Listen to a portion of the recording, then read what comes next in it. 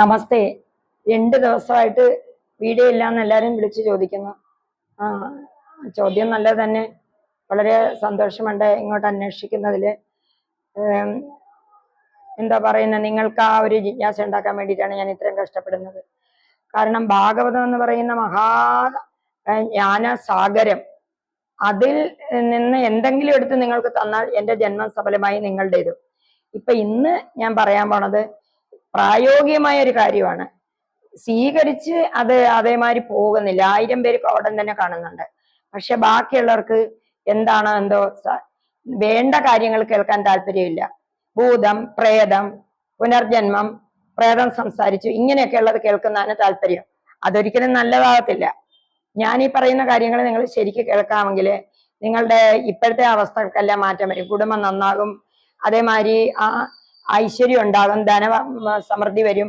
അല്ലാതെ എന്നും നിങ്ങളിങ്ങനെ ആരെങ്കിലും ഒരു ഉരുട്ടി ഒരു അനുഗ്രഹം തന്നിട്ട് കടമെല്ലാം തീരും, അല്ലെ മക്കളൊക്കെ എന്ന് വിചാരിക്കേണ്ട കാര്യം. അങ്ങനെ ഒരു അമ്പലത്തിൽ നിന്ന് കിട്ടത്തില്ല, ഒരു ഗുരുവിൽ നിന്ന് കിട്ടത്തില്ല, ഈ ഭൂമിയിൽ അങ്ങനെ കിട്ടത്തില്ല, 3 ലോകത്തിലും കിട്ടത്തില്ല.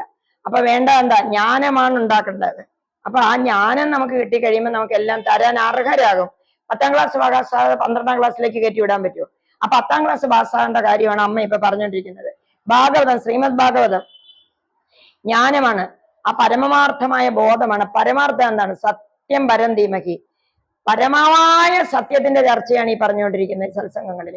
ഇത് കേട്ടിട്ട് എന്തായാലും ഒരു 1000 പേര് പെട്ടെന്ന് തന്നെ അത് ഷെയർ ചെയ്യുന്നുണ്ട്. നിങ്ങൾ കൂടുതൽ ആളുകളിലേക്ക്, അർഹതയില്ലാത്തതുകൊണ്ടായിരിക്കും കൂടുതൽ പേര് കാണാത്തത്. എന്തായാലും നിങ്ങളെ കരുതി നിങ്ങളുടെ വിശപ്പ് തീർക്കാൻ, നിങ്ങളുടെ ആത്മാവിന്റെ ദാഹം തീർക്കാൻ ഞാൻ ഇന്നിപ്പോ ഒരു കഥ പറയാം കേട്ടോ. അതായത് എല്ലാരും പറഞ്ഞത് മരിച്ചുപോയ ആളുകളെ എല്ലാം കയറി വരുമ്പം തന്നെയുള്ള ഇങ്ങനെ നിരത്തി അങ്ങ് വെക്കുക മിക്ക വീടുകളിലും.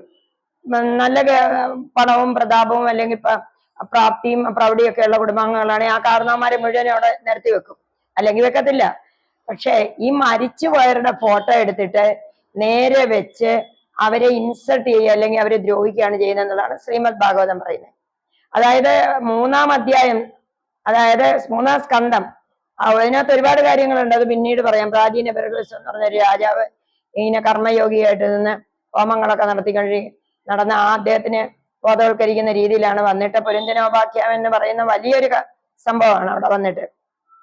ആ പുരഞ്ജനോപാഖ്യാനത്തിലെ ഒരു കഥ ഞാൻ പറയാം. ആ കഥ നിങ്ങൾ കേട്ട് കഴിഞ്ഞാൽ സത്യം എന്താണെന്ന് ബോധ്യപ്പെടും. അപ്പോഴേ ജനനവും മരണവും എന്താണ്, എങ്ങനെ നടക്കുന്നു, ആ മരണശേഷം എന്താണ്, ആ ജീവന്റെ ആ ഗതി, ഇതൊക്കെ അറിഞ്ഞിരിക്കണം. ഇതറിഞ്ഞാൽ എല്ലാം ആയി. അറിഞ്ഞാൽ ശക്തി വരും ജോലി ചെയ്യാനും ജീവിതം നേരിടാനും കുട്ടികളെ പുലർത്താനും ഒക്കെ ഉള്ള യഥാർത്ഥ കർമ്മശക്തി വരും, അത് മനസ്സിലാക്കി കഴിഞ്ഞാൽ. അല്ലെങ്കിൽ നമ്മൾ പലവിധ മായയിൽപ്പെട്ട അവര് ദ്രോഹം ചെയ്ത് ഇവര് ദ്രോഹം ചെയ്തെന്ന് പറഞ്ഞിങ്ങനെ നമ്മൾ അടിഞ്ഞു പോകും. അതുകൊണ്ട് ഈ കഥയൊന്ന് കേട്ടെ. ഒരു രാജാവ്, ആ രാജാവിന് കുട്ടികളുണ്ടായില്ല. ധാരാളം ഭാര്യമാര്, ഒരു ഭാര്യ കല്യാണം കഴിച്ച് കിട്ടി, കുട്ടികളുണ്ടായില്ല. കുറച്ച് കഴിയുമ്പോൾ അതിനെ ഉപേക്ഷിച്ചു. അങ്ങനെ ഒരു സമ്പ്രദായം ഭാരതത്തിലെ ഹിന്ദു സന്യാസിമാരിലല്ല, ഹിന്ദു രാജാക്കന്മാരിലും ഉണ്ടായിരുന്നു. മുസ്ലിങ്ങൾ 3-4 വിവാഹം കഴിക്കുന്നത് നമ്മൾ പറയുന്നതിൽ 4 അല്ല 40 വിവാഹം കഴിച്ച രാജാക്കന്മാരുണ്ടായിരുന്നു നമ്മുടെ ഭാരതത്തില്. ഈ ഭാരതത്തിലെ ഒരു രാജാവിന് മക്കളില്ല, അതിൽ 40ഓളം പേരെ വിവാഹം കഴിച്ചു, ഒന്നിലും ഇല്ല. അവസാനം അയാൾ ദുഃഖിതനായിട്ട് വളരെ ധ്യാനനിരതനായിട്ടിരുന്നപ്പോൾ ഒരു മഹർഷി അദ്ദേഹത്തിന് ഒരു പഴം കൊടുത്തു. ആ പഴം കൊണ്ടുവന്ന് ഇഷ്ടപ്പെട്ട ആ യുവതിയായ പത്നിയിൽ കൊടുത്തു. അവളത് ഭക്ഷിച്ചു, കുട്ടിയുണ്ടായി, ഗർഭം ധരിച്ചു. ഗർഭമായ കാലകം തൊട്ട് ആ അന്തഃപുരത്തിൽ നിന്ന് മാറുന്നേയില്ല ഈ രാജാവ്. അതായത് അയാളുടെ ആഗ്രഹം സാധിച്ചു, ജന്മസാഫല്യം, അതിന് പറ്റിയുള്ള ഇവളാണെന്ന് കണ്ടോണ്ട് അവിടുന്ന് മാറാതെ ഇങ്ങനെ വളരെ അരുത്തിയായിട്ട് ഇഷ്ടഭോജ്യങ്ങളും പുരസ്കാരങ്ങളും കൊടുത്തു വെച്ചോണ്ടിരിക്കുകയാണ്. അങ്ങനെയായി, പ്രസവിച്ചു, കുട്ടിയായി കഴിഞ്ഞപ്പോഴത്തേക്ക് നല്ല കുട്ടി. അപ്പോഴും രാജാവ് രാജ്യകാര്യങ്ങളിലൊന്നും ശ്രദ്ധയില്ലാതെ ഈ രാജ്ഞിയുടെ അന്തഃപുരത്തിൽ തന്നെ കഴിയുക. ഈ 39 പേർക്കും അസൂയ വരാൻ വേറെ കാര്യം വല്ലതും വേണം. അവരെ കല്യാണം കഴിച്ചു കൊണ്ടുവന്നിട്ട് അവർ ഈ അവഗണന സഹിക്കാതെ എല്ലാവരും കൂടെ കൂടിയാലോചിച്ചു, യോഗം കൂടിയിട്ട് പറഞ്ഞു, ഈ കുട്ടി കാരണമാണല്ലോ ഈ മഹാരാജാവ് നമ്മളെ ആരെയും നോക്കാതെ അതിനകത്ത് കയറി കുത്തിയിരിക്കുന്നത്. അതുകൊണ്ട് ഇദ്ദേഹത്തിന് നമ്മളിലേക്ക് ശ്രദ്ധ വരിക്കണമെങ്കിൽ ഈ കുട്ടിയെ കൊല്ലണം, കുട്ടിയെ ഇല്ലാതാക്കണം. അങ്ങനെ അവര് ഈ പരിചാരികയിലൂടെ വിഷം കൊടുത്ത് കുട്ടിയെ കൊന്നു. കുട്ടി മരിച്ചിട്ട് രാജാവ് ആ കുട്ടിയുടെ മുഖത്ത് നോക്കി കരയുകയാണ്. ആ അന്തഃപുരത്തിൽ നിന്നിട്ട് എന്തെല്ലാം പറഞ്ഞിട്ടും പ്രജകള് നോക്കുന്നു, ചുറ്റുപാടുള്ളവർ പറയുന്നു, മഹർഷിമാര് പറയുന്നു, ആചാര്യന്മാർ, മന്ത്രി പറയുന്നു, രാജാവ് ആ ശവം മറവ് ചെയ്യത്തില്ല. അദ്ദേഹം അതിന്റെ അടുത്തിരുന്ന് കരയുക ശവത്തിന്റെ.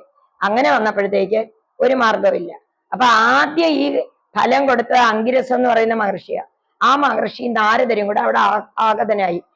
അന്നൊക്കെ എന്ന് പറഞ്ഞാൽ രാജകൊട്ടാരത്തിലൊക്കെ ഈ ദേവന്മാര് വരുമായിരുന്നു. അത് വലിയൊരു വിപുലമായ ഒരു അവസ്ഥയാണ്. ഈ രാജാവ് ദൈവം എന്ന് പറയുന്ന പോലെ.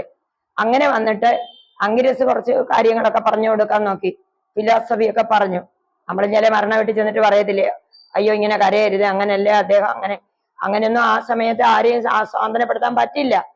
ഒരു മാർഗവും. ഈ അതുവരെ നമ്മളോടൊപ്പം ചൂട് ശ്വാസം തന്ന് നമ്മളോടൊപ്പം ഇരുന്ന ആള് മരിച്ചു കഴിഞ്ഞാൽ പെട്ടെന്ന് അവിടെ വേദാന്തം ചെലവാകത്തില്ല, ഒരിക്കലും ചെലവാകത്തില്ല, ഇന്നുമില്ല അന്നുമില്ല.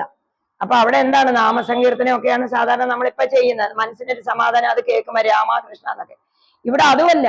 നാരദർ അങ്ങോട്ട് ചെന്നിട്ട് നോക്കിയിട്ട് ഒരു ഉപാധിയില്ല, ഇയാൾ ഈ ശവം മറയത്തില്ല. മഹാരാജാവ് ഭാരതത്തില്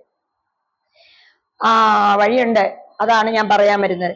നിങ്ങൾ ഈ സിദ്ധപുരുഷൻ, എന്റെ ഗുരുവിനെ കണ്ട ശിവപ്രഭാര സിദ്ധയോഗി, മരണമില്ലാത്ത യോഗി എന്നാണ്.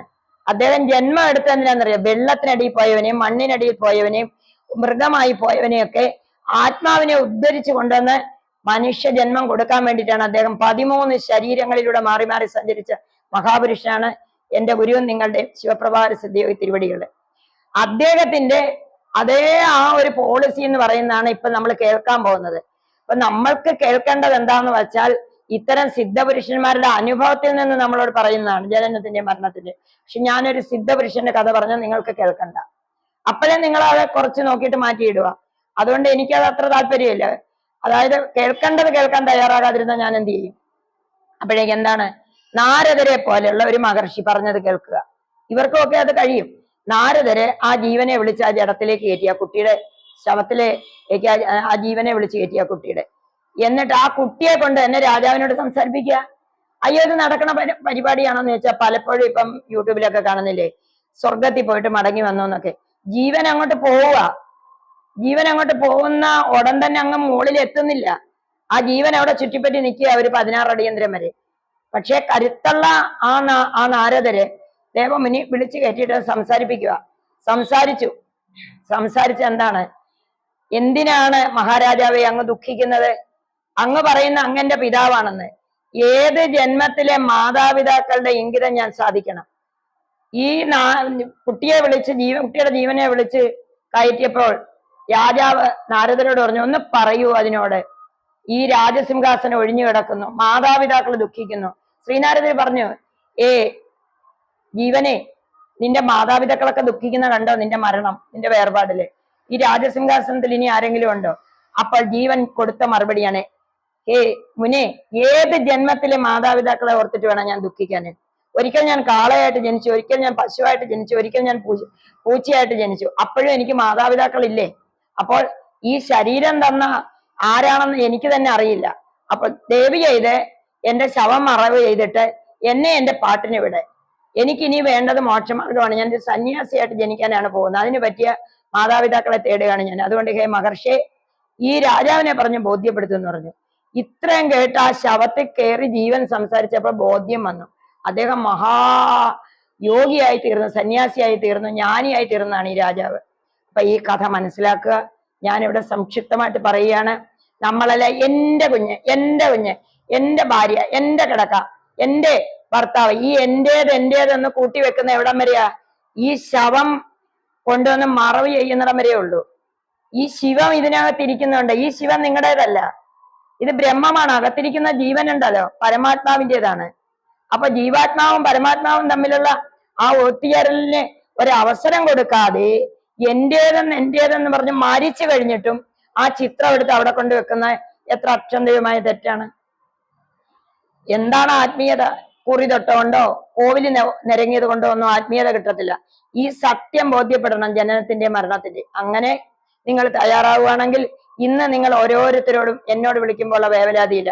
അയ്യോ എന്റെ കുഞ്ഞിന് ശമ്പളം കുറവാണ്, അയ്യോ എന്റെ കുഞ്ഞിന് അവിടെ ഗൾഫിൽ ബുദ്ധിമുട്ടാണ്, അയ്യോ എന്റെ കുഞ്ഞിന് നല്ല ഒരു ജോലി കിട്ടണേ, അയ്യോ എന്റെ കുഞ്ഞിന് അങ്ങനെയാണ്. നിങ്ങൾ ഈ അയ്യോ കഷ്ടമാണ്, സങ്കടമാണ്, ദുഃഖമാണ്. എന്തു സങ്കടം?